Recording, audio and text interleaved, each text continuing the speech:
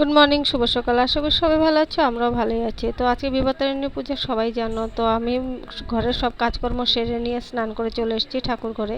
যতটুকু পারি এখন সেরে রাখবো। তো যাই আগে গাছের ফুলগুলো উঠিয়ে নিই, আর ওদিকে দাদাও নিয়ে আসবে, বৌদি পাঠিয়ে দিবে, আর ওদিকে মেজদিও রেখে দিয়েছে, পরে ছেলেকে পাঠাবো আনতে। তো ফুল টুল উঠিয়ে আমি ঠাকুর ঘরে যতটুকু পারি অতটুকু সেরে নেব, তারপর দিয়ে কিচেনে যাব। তো 13 রকমের ফুল লাগে, তো আমার বাড়িতেই আছে 5 রকমের, আর বাকিটা এদিক ওদিক থেকে জোগাড় করতে হবে। আর বাজারেও পাওয়া যায় কিনতে, দেখি কতটা জোগাড় হয়, তারপর বাজার যাব। তো ফুল রেখে আমি ফলগুলো ধুয়ে নিলাম। তো ফলগুলো ধোয়ার পরে আমি ঠাকুর ঘরটা একটু গুছিয়ে নিব।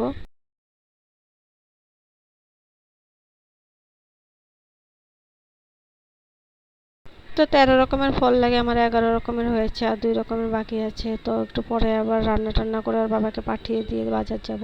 তো এদিকে আমার সব হয়েই গেছে, ধোয়া টোয়া রেখে দিয়েছি ধুয়ে টুয়ে। তো দাদাও ফুল নিয়ে আসলো, আর মাও একটা কাঁঠাল পাঠিয়ে দিয়েছে যে পূজাতে দিস আর দিদিকে দিস।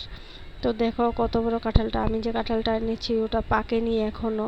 ভালোই হয়েছে, পাঠিয়ে দিয়েছে, আমি পূজা দিতে পারবো।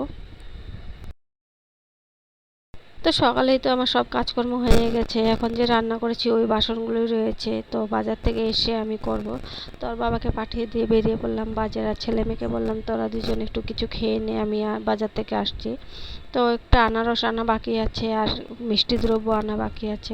তার জন্যই বাজারে আসা, আর ছেলেকে যদি বলতাম ছেলে পারতো না, তার জন্যই আমি এসেছি।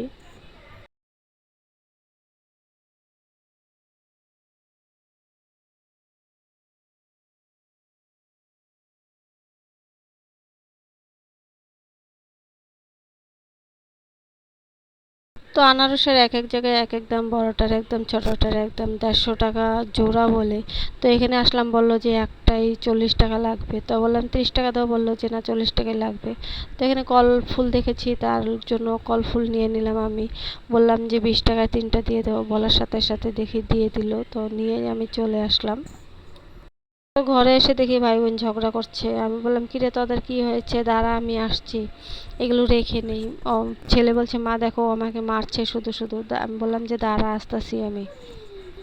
স্নান করে চলে আসলাম ঠাকুর ঘরে আগে। তো নাইটি পরে এসেছি, পরে শাড়িটা পরবো। আগে ভাবলাম সব কিছু জোগাড় করে নিই, তারপর লাস্ট ফিনিশিংয়ে শাড়িটা পরবো, না হলে তো কাজ করতে দেরি হবে। তো এদিকে আমি পূজার জিনিস জোগাড় করছিলাম, আমার ছোট বোনজিকে বলছিলাম তুই কলার মোচাগুলো বেছে নে, পরে রান্না করবি। তো বললাম মাসি পনিরটা আমি রান্না করি। আমি বললাম ঠিক আছে, একটু পরে রান্না কর। তো সব রেডি করে চলে আসছি শাড়ি পরে আমি পূজা দিতে। তো ছেলেকে বললাম যে একটু এখানে দাঁড়া। বললো যে আমি বনুকে ধরি, তুমি একা একা পূজা করো, নাহলে বনু তোমাকে ডিস্টার্ব দিই। আমি বললাম যে ঠিক আছে। আর ওইদিকে ছোট বোনজি পনির রান্না করছে, আর মেয়ে একটু পরে পরে এসে আমাকে ডিস্টার্ব দিচ্ছে। তো এদিকে বসে বসে আমি পায়চালি পড়ছিলাম, আর মেয়ে এদিকে বসে শুনছিল, বললো যে আমিও পূজা করবো। আমি বললাম যে ঠিক আছে, চুপচাপ এখানে বসবি, কিন্তু আমাকে পড়তে দে। তুই যদি দেরি করিস তাহলে আমারও পূজা করতে দেরি হবে কিন্তু। বলে যে ঠিক আছে মা, আমি তোমাকে ডিস্টার্ব করবো না, আমি পাশেই বসে থাকি। তো চুপচাপ বসে আছে, আর আমি এদিকে পায়চালি পড়ছি। আমি ব্রাহ্মণ দিয়ে করি না, আমি নিজেই পায়চালি পরে করি।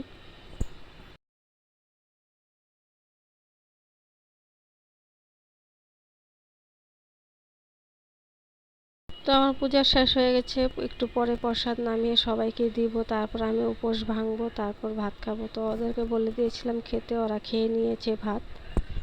আর এদিকে আমার দুষ্ট মেয়েটা দুষ্টামি করছে, লেখাপড়া ছেড়ে ও খেলছে। আমি বললাম খেলতে হবে না, তুই আগে লেখাপড়া কর, দিদি ভাই একটু পরেই চলে আসবে। আর ছেলেকে বললাম বাবা প্লেটগুলো নিয়ে আস, এই সাইডে দিয়ে আমি প্রসাদগুলো নামিয়ে সবাইকে দিই, তুই দিয়ে আস। তো পূজার শেষে দিদিকে বলছিলাম দিদি তুই প্রসাদ নিতে আসবি না, বললো যে আসবো। আমি বললাম আসিস, কাঁঠালটা খেয়ে যাস, না হলে নষ্ট হয়ে যাবে। বললো যে ঠিক আছে বিকালে আসবো। তো বিকেলে ভাত টাত খেয়ে একটু ঘোরাঘুরি করছিলাম, তারপর দিদি আসলো, বললাম যে কাঁঠালটা বাইরে আছে নিয়ে আস। তো দুই মায়ে আর জিয়ে দেখো কিভাবে কাঁঠাল খাচ্ছে, আমি তো এভাবে খেতে পারি না, কাঁঠালের গন্ধেই আমার গ্যাস হয়ে যায়। তো ওদের কাঁঠাল খাওয়া শেষ আর এদিকে আমি চাও বানিয়ে নিয়ে আসলাম। সকাল থেকে চা খাইনি, মাথাটা ব্যথা করছে প্রচণ্ড। তো ওদেরকে বললাম তোরা কে কে খাবি, বললো যে সবাই খাবো। তো আমি বললাম যে দাঁড়া দিচ্ছি। তো মেজারমেন্ট কাপ দিয়ে আমি চা দিচ্ছি বলে সবাই হাসাহাসি করছে, এটা কি মাসি? তো আমি বললাম এটাই আমার স্টাইল, এটা দিয়ে চা দিলে বাইরে চা পড়বে না, চা নষ্টও হবে না। বললো যে তোমার বুদ্ধি আছে। আমি বললাম হ্যাঁ এটাই আমার বুদ্ধি, তোরা শিখে নে। তো আজকে এই পর্যন্তই, কালকে আবার দেখা হবে তোমাদের সাথে। ভালো লাগলে লাইক করে দিও, সাবস্ক্রাইব করে দিও, কমেন্টে জানিও। Tata, bye bye, good night.